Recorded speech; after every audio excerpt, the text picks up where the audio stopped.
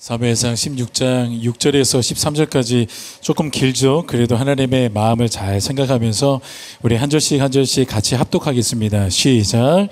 그들이 오매 사무엘이 엘리압을 보고 마음에 이르기를 여호와의 기름 부으실 자가 과연 주님 앞에 있도다 하였더니 여호와께서 사무엘에게 이르시되 그의 용모와 키를 보지 말라. 내가 이미 그를 버렸노라. 내가 보는 것은 사람과 같이 아니하니 사람은 외모를 보거니와 나 여호와는 중심을 보느니라 하시더라. 이새가 아비나답을 불러 사무엘 앞을 지나가게 하매 사무엘이 이르되 이도 여호와께서 택하지 아니하셨느니라 하니 이새가 산마로 지나게 하매 사무엘이 이르되 이도 여호와께서 택하지 아니하셨느니라 하니라. 이새가 그의 아들 7을 다 사무엘 앞으로 지나가게 하나 사무엘이 이새에게 이르되 여호와께서 이들을 택하지 아니하셨느니라 하고 또 사무엘이 이새에게 이르되 내 아들들이 다 여기 있느냐. 이새가 이르되 아직 막내가 남았는데 그는 양을 지키나이다. 사무엘이 이새에게 이르되 사람을 보내어 그를 데려오라. 그가 여기 오기까지는 우리가 식사 자리에 앉지 아니하겠노라. 이에 사람을 보내어 그를 데려오매 그의 빛이 붉고 눈이 빼어나고 얼굴이 아름답더라. 여호와께서 이르시되 이가 그니 일어나 기름을 부으라 하시는지라. 사무엘이 기름 뿔병을 가져다가 그의 형제 중에서 그에게 부었더니 이날 이후로 다윗이 여호와의 영에게 크게 감동되니라. 사무엘이 떠나서 라마로 가니라. 아멘. 우리 앞뒤 좌우 보면서 반갑게 먼저 인사하겠습니다. 사랑합니다. 축복합니다. 존경합니다. 인사하겠습니다. 사랑합니다. 축복합니다. 존경합니다. 우리 한 번 더 빵긋 웃으면서, 포인트는 웃음입니다. 한 번 더 웃으면서 사랑합니다. 축복합니다. 존경합니다. 소리 인사합시다. 사랑합니다. 축복합니다. 존경합니다. 자, 방송실 일어나 주세요. 방송실도 사랑합니다. 축복합니다. 존경합니다. 거기서 예배 잘 들으시기를 바랍니다. 네. 우리 방송실 제 거 모니터 소리 10만 좀 더 올려주세요. 제 거 모니터 중앙 쪽만 올려주시면 좋을 것 같습니다.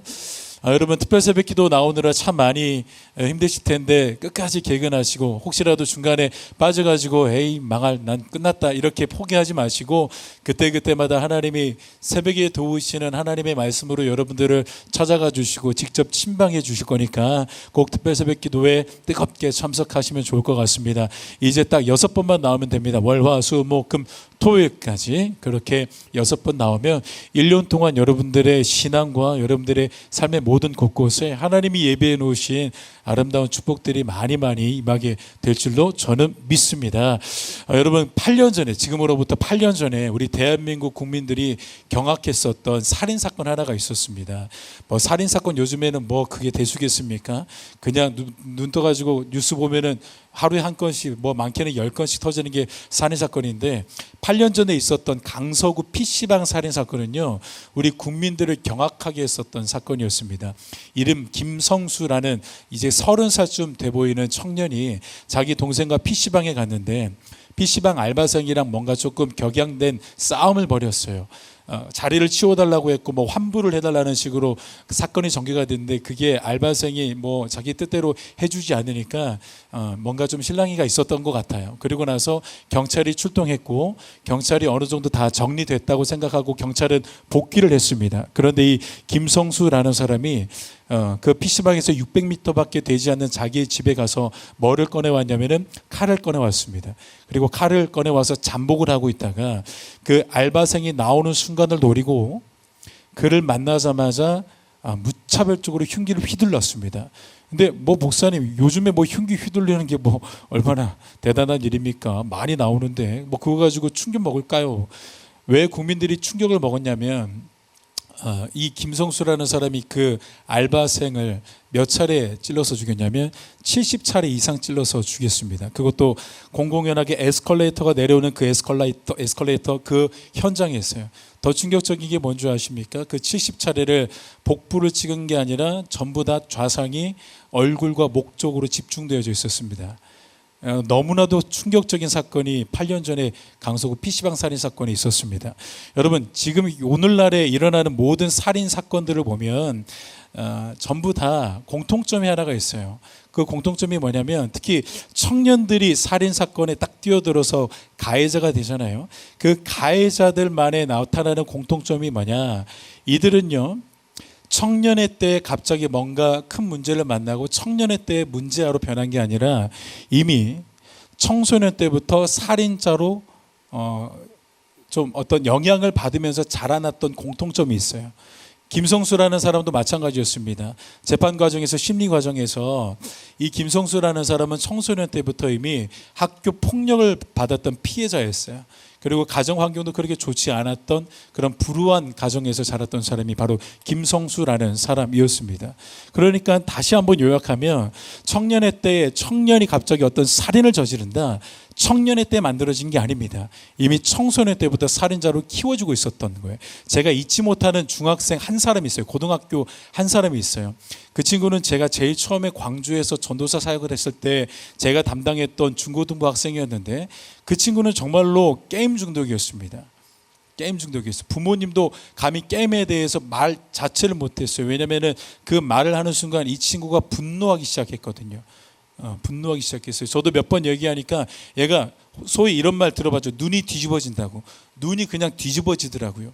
그래서 제가 이 친구를 보면서 어떤 생각을 제일 처음 하게 됐냐면 만약에 이 친구가 청년의 때가 되거나 군대에 갔을 때 뭔가 수류탄을 터치고 총기 난사를 하고 어떤 사회에 나와가지고 살인사건을 저질렀다라는 뉴스가 매스컴에 뜨면 나는 놀라지 않을 것 같다라는 느낌을 처음 받았었습니다. 그때. 이 친구는 벌써 청소년 때부터 살인자로 그냥 만들어지기 시작하더라고요. 그러니까 여러분 청소년 때가 얼마나 중요한지 몰라요. 여러분들의 20대, 30대에 어떠한 정서를 가지고 어떠한 길을 걸어가는지는 언제 판가름 내려지냐면 그때 판가름 내려지는 게 아니라 지금 여러분들의 시절인 청소년기 때에 일어난다라는 거예요. 그 회복 탄력성이라는 단어 많이 들어보셨죠? 우리 담임 목사님도 회복 탄력성이라는 단어를 많이 쓰시고 그리고 이 책으로도 나와서 너무나도 유명한 책인데 회복 탄력성이라는 책을 보면 너무나도 유명한 연구 일화가 하나 있어요. 1954년도에 한국 전쟁이 끝나고 이제 1년 후에 54년도에 하와이 군도 그러니까 작은 섬들 중에 하나인 카우아이라는 섬이 있는데 그 섬에 지금은 그 섬이 막 쥬라기 월드 영화 촬영지일 정도로 너무나도 아름다운 절경으로 유명한 곳이긴 하는데 그 1950년대만 해도 이 카우아이라는 섬은요 낙후되고 불우한 사람들이 모여가지고 비행하는 사람들이 그렇게 많았던 섬이라고 하더라고요. 그래서 한국 전쟁이 끝나고 나서 1954년도에 심리학자, 사회복지사, 의사들 이런 사람들이 대거 연구진을 모아서 프로젝트 팀을 결성한 다음에 카우아이 섬으로 들어갑니다. 그리고 그 연구진이 장기 프로젝트 하나를 펼치는데 그 프로젝트는 뭐냐면 54년도에 들어가서 55년도에 탄생했던 신생아 833명을 대상으로 이 아이들이 왜 사회적 부적응자로 자라나는지를 집단적으로 관찰하는 대장기 프로젝트를 시작을 했던 거예요. 그래서 이 연구진들이 얻고 싶었던 결론은 뭐냐면 과연 이 사회, 불우한 사회에서 자라나는 아이들이 정말로 우리가 생각했던 대로 그 사회와 가정의 문제 때문에 불우하고 비행하는 사람들로 자라나는지 그거를 팩트체크하려고 들어갔었던 거예요. 그리고 정말로 오랜 시간 동안 그 연구진들이 연구한 결과 그들이 예상한 것과는 전혀 다르지 않은 연구 결과가 나왔습니다.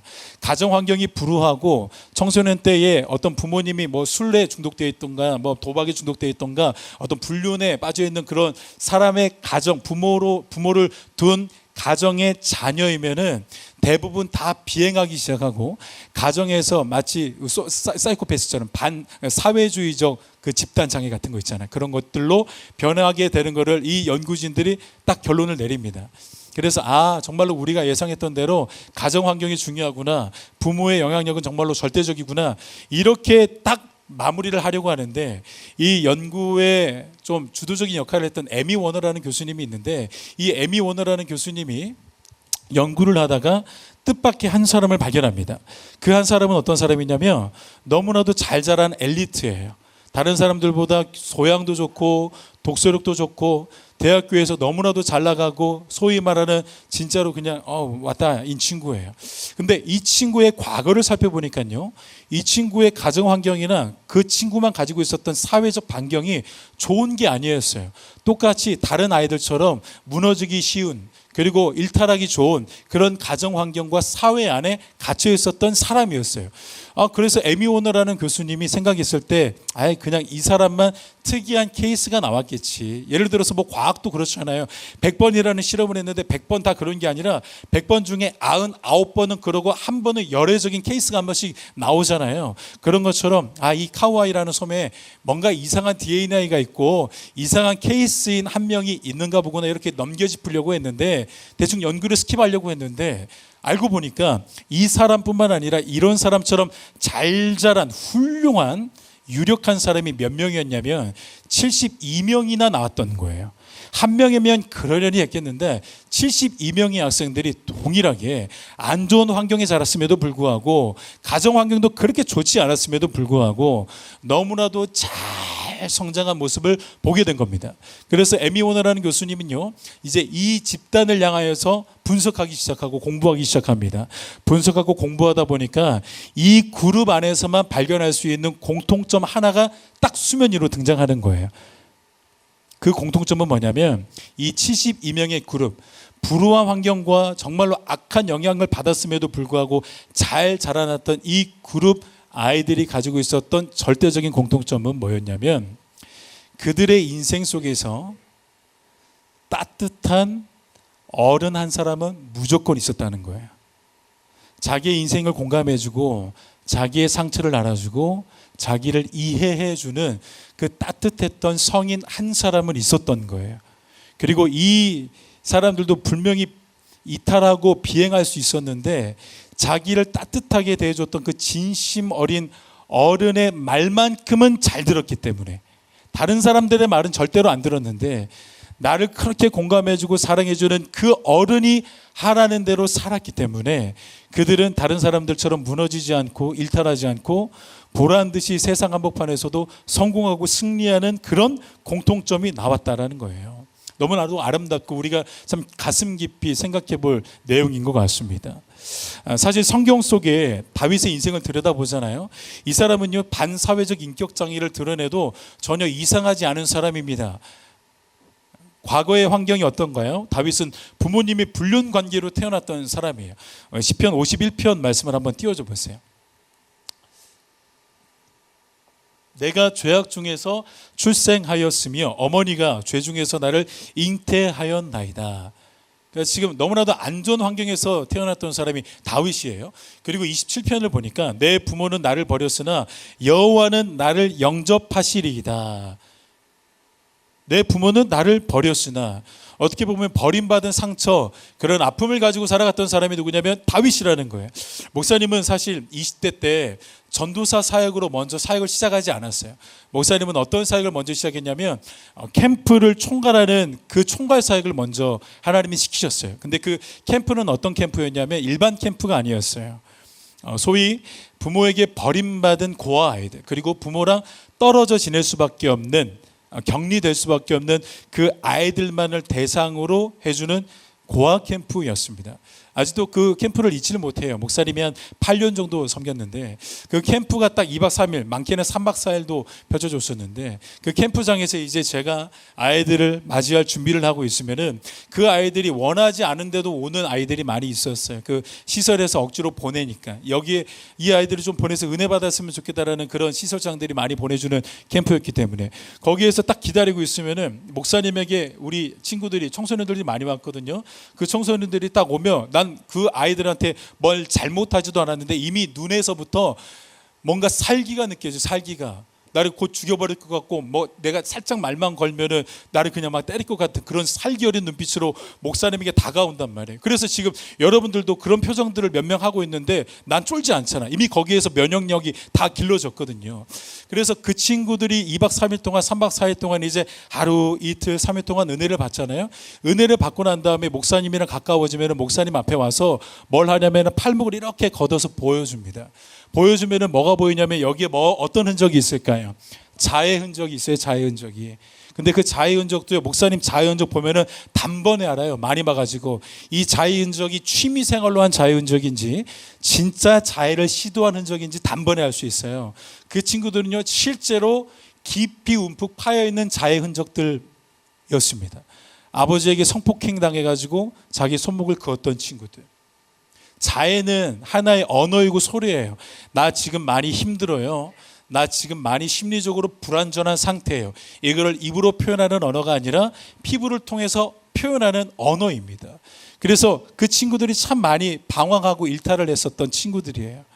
여러분, 그 어떤 교수님이 쓴 책이 있는데 그 책에 이런 단어, 이런 법칙 들어봤어요? 질할 총량의 법칙이라고. 질할 총량의 법칙 들어보셨죠? 그러니까 이 질할 총량의 법칙은 굉장히 학적인 건데 사람마다 총량은 비슷하다는 거예요. 어떤 총량? 질할의 총량은 비슷하다는 거예요. 근데 그 질할을 누구는 일시불로 계산해 버리는 사람이 있어요. 특히 중학교 2학년 때 자기의 질할 총량을 부모님에게 다 쏟아버리는 일시불 총량으로 해버리는 사람이 있고, 누구는 전문용어로 할부 질할이라고, 할부로 나눠서 초등학교 때 조금 지랄하고, 중학교 때 좀 많이 지랄하고, 고등학교 때 이번에 좀 더 해볼까 막 하고 끝난 줄 알았는데 대학교 때 지랄하고, 부모님을 떠나는 그 결혼의 현장에서도 한 번 더 지랄하고, 그다음에 자녀가 나서도 그 자녀한테도 지랄하고. 그러니까 인생을 할부를 나눠가지고 지랄하는 사람들이 있어요.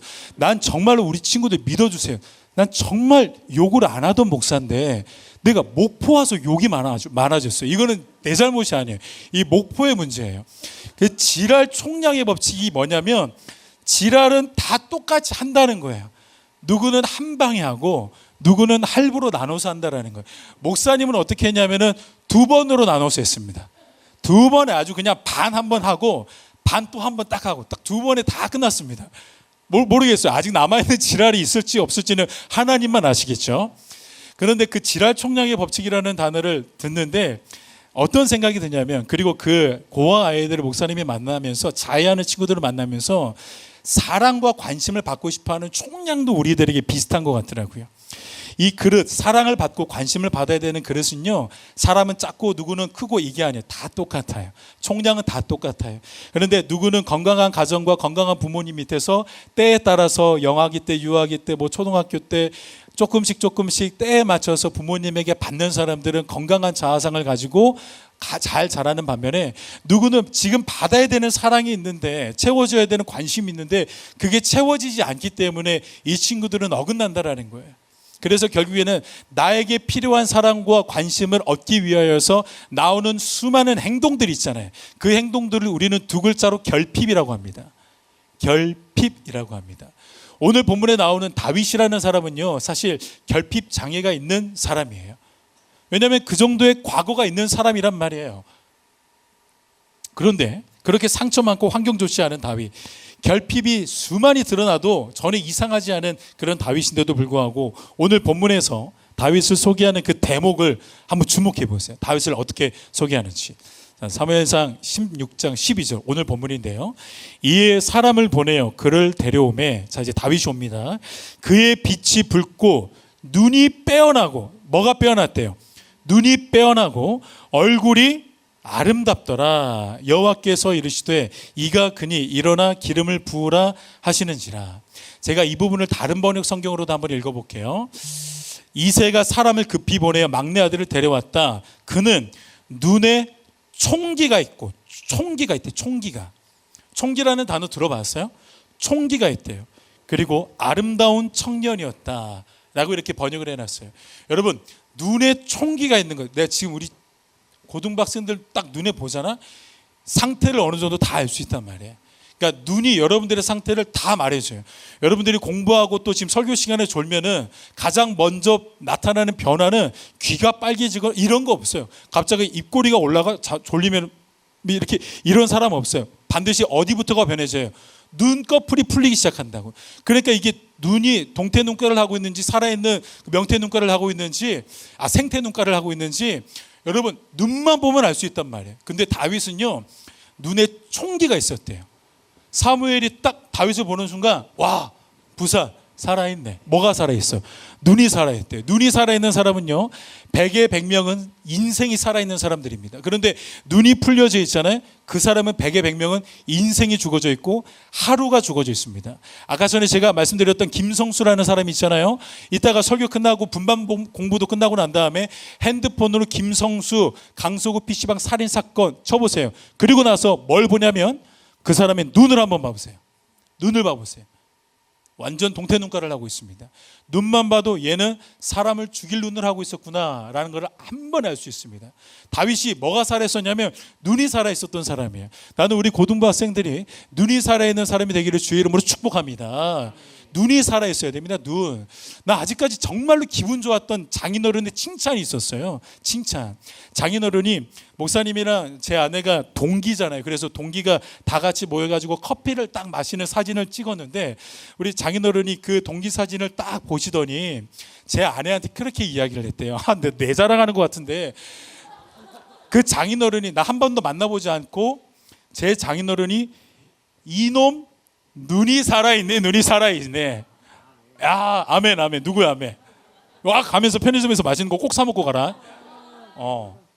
눈이 살아있대. 그때 제 아내는 그렇게 말했죠. 아빠, 이 인간은 아니야. 하지만 그 인간이 됐습니다. 우리 친구들 눈이 살아있게 되기를 바래요. 여러분들 아침에 눈 뜨고 거울에서 딱 씻잖아요. 그럼 남자들 뭐 이상한 이두박근 살펴보지 말고 여러분들이 눈을 한번 보세요. 하나님, 오늘 내 눈이 살아있는 눈 될 수 있도록 은혜를 주시옵소서 라고 기도하는 우리 친구들이 됐으면 좋겠어요. 자, 그리고 그 다음에 보니까 얼굴이 아름다웠대요.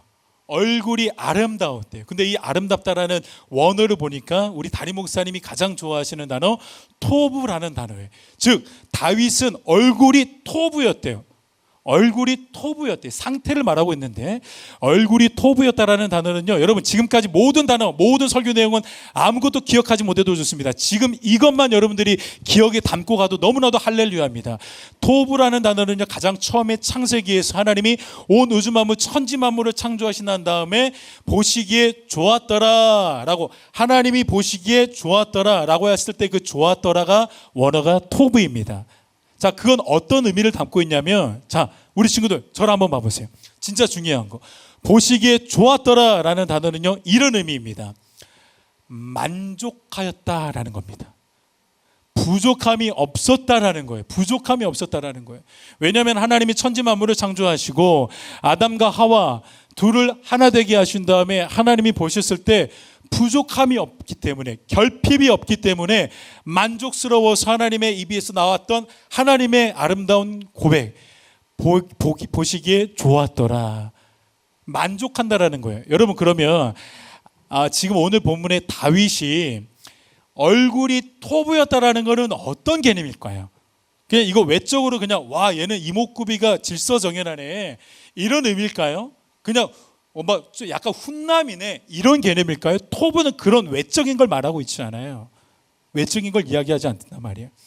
토부였다라는 건 이런 겁니다. 다윗의 얼굴 표정을 딱 사무엘이 보는 순간 그에게 만족함이 있었다라는 거예요. 만족함. 분명히 다윗은요, 무시당하는 사람이에요. 오늘 제목처럼 버림받은 인생이에요. 형제들에게도 왕따를 당하는 인생이었습니다.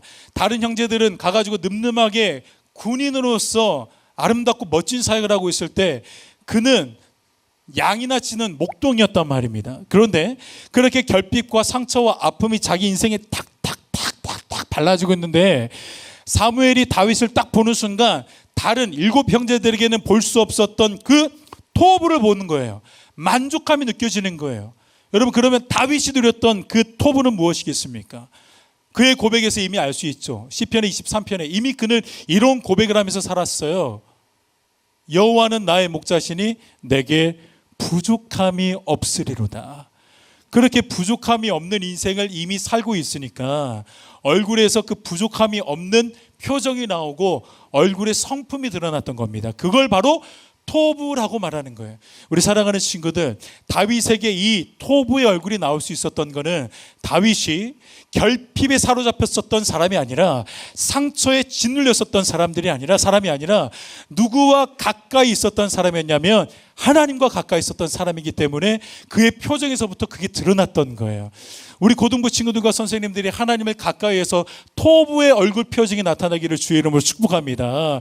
하나님은 어떤 사람 쓰시는 줄 아세요? 재능 있는 사람, 키 훤칠한 사람, 근육 많은 사람, 능력 있는 사람, 물론 이런 사람들도 쓰시겠죠. 그러나 하나님이 정말로 쓰시는 사람, 하나님이 지역을 살리고 민족을 살리고 열방을 이끌어 나갈 세계적인 지도자로 세우시는 사람은 어떤 사람이냐면 하나님을 가까이 하는 사람을 쓰신단 말이에요. 다른 것들은 다 가지고 있는데 불구하고 하나님을 소유하지 않은 사람, 그런 사람은 사울과 같은 사람이잖아요. 결국 사울은 하나님을 버리잖아요. 다른 것들은 다 있었어요. 사울이 키가 얼마나 컸냐면 다른 사람들보다 어깨 위에 머리 하나가 더 있었단 말입니다. 그런데 사울은 하나님이 버리시잖아요. 후회하는 인생이 되잖아요. 근데 다윗은 아무것도 없었어요. 아니 오히려 상처투성이었어요. 자기에게는 늘 외로움만 있었어요. 그런데 그 상처와 외로움이 오히려 약이 되어서 누구를 가까이 하면서 살았냐면 하나님을 가까이 해서 결국에는 중심에 누구를 모셔드렸습니까? 하나님을 모셔드리는 인생이 되었어요. 그래서 하나님을 모셔드리고 중심에 하나님이 계시니까 그 중심을 반영한 얼굴에 토부가 나오는 거예요. 부족함이 없으리로다. 내가 형들에게 버림받아도 나는 외롭지 않으리로다. 내가 부모에게 버림받아도 나는 쓸쓸하지 않으리로다. 왜냐하면 내 안에 누가 계시기 때문에, 여호와 하나님이 계시기 때문에. 이 고백이 우리 친구들의 고백이 되기를 주의 이름으로 다시 한번 축복합니다. 그러면 다윗이 누렸던 상처들은 어떤 상처들이었을까요? 왜 하나님 안에서 중심에 하나님을 모셔드렸는데 왜 다윗은 상처가 많았고 외로움이 많았고 고통이 많은 인생을 고통이 많은 인생길을 걸어가야만 했을까요? 여러분, 제가 어떤 목사님의 설교를 듣다가 참 마음에 깊이 와닿는 이야기를 들었어요. 그 목사님이 하루는 시골에 어떤 집회를 인도하려고 시골에 갔어요. 밤늦게 도착해서 자기를 안내해 주는 사람이랑 시골길을 걸어가는데 차를 타고 시골길을 가는데 너무나도 캄캄한 거예요. 가로등이 분명히 있기는 있는데 가로등은 전부 다 꺼놓은 시골길을 가기 시작했습니다. 그래서 이 목사님이 옆에 자기를 인솔해 주는 사람에게 물었대요. 누구누구님, 왜 이 마을은 가로등을 전부 다 꺼놓습니까? 무서워가지고 이 동네 사람들 되게 불편할 것 같은데 왜 가로등을 다 꺼놓고 지냅니까? 그러니까 그 질문을 받은 그 안내자가 그 목사님에게 참 잊지 못할 이야기를 해줬대요. 예, 목사님, 가로등을 켜놓으면은 물론 환하고 좋죠. 그런데 목사님 그거 아세요? 곡식과 이런 작물들 중에 빛에 연약한, 그리고 깜깜할 때만 잘 자라는 곡식들과 작물들이 있어요. 지금 우리 마을, 우리 주위에 있는 이 노는요, 그 작물들과 그 곡식들을 재배하고 있기 때문에 이 가로등을 밤에는 전부 다 꺼놓고 지낸답니다 라는 이야기를 해줬어요. 여러분, 맞습니다. 다윗에게 있었던 그 깜깜했던 시절들 있죠. 청소년 때 누렸던 그 어두컴컴한 일들이 있잖아요. 사실 그거는요, 마치 가로등을 꺼놔야만 자라났던 그 곡식처럼 다윗을 자라게 했던 시간이었을 겁니다. 암탉이 이제 이 알을 딱 감싸고 이렇게 있으면은 결국에는 이제 곧 있으면은 부화하잖아요. 그런 것처럼 우리 인생 가운데 캄캄한 그때는요, 하나님이 우리를 꽉 안고 계실 때일 겁니다. 우리는 이렇게 하나님에게 질문하죠. 하나님 어디 계십니까? 제 청소년 시절에 너무나도 힘들고 어두웠던 이 시절, 하나님은 정말로 어디 계셨습니까? 하나님이 보이지 않았어요? 하나님이 보이지 않았어요? 여러분, 근데 반전이 뭔지 아세요? 그때 하나님이 우리를, 암탉이 알을 품고 있었던 것처럼 하나님이 우리를 품고 계시기 때문에 오히려 우리의 눈에 하나님이 보이지 않았다라는 거예요. 그때는 하나님이 멀리 계시는 시간이 아니라 우리가 기대했던 것보다 더 가까이 있었던 시간일 겁니다. 제가 청소년 시절을 돌아보니까, 그리고 고등학교 1학년 가장 칠흑 같은 어둠의 시간을 돌아보니까 하나님은 가장 멀리 계셨던 때가 아니라 목사님의 인생에서 가장 가까이 있었던 시간이었습니다. 다윗의 상처, 그리고 다윗이 그 컴컴한 터널을 통과했었던 그 시절, 하나님은 멀리 계시지 않았습니다. 하나님은요, 다윗과 함께 하셨고 가장 가까이 계셨습니다. 우리 사랑하는 고등부 학생들, 다윗과 같이 하나님을 가까이 하고, 그래서 하나님 안에서 나오는 그 풍요, 완전한 자유를 누려서, 완전한 그 행복을 누려서 여러분들의 눈은 살아있고 여러분들의 얼굴에는 토부가 그려지는 복된 인생 살아가기를 주의 이름으로 축복합니다. 그래서 여러분들의 표정만 봐도 와, 제 예수 믿구나 라는 게 세상 사람들에게 들려줄 수 있도록, 여러분들의 표정을 보는 순간 와, 제 불교 다니는구나 이게 아니라 표정을 보는 순간 와, 저 안에 있는 기쁨은 도대체 뭐지? 저 안에 있는 행복은 뭐지? 모든 사람들이 궁금해할 정도로 토부의 인생을 살아가는, 상처 한복판에서도 토부를 누리고 외로움 한복판에서도 토부를 누려가는 우리 고등부 학생들과 선생님들 되기를 주의 이름으로 축복합니다. 자, 우리 이제 다 나와서 함께 찬양하면서 한 번 더 하나님을 예배했으면 좋겠습니다.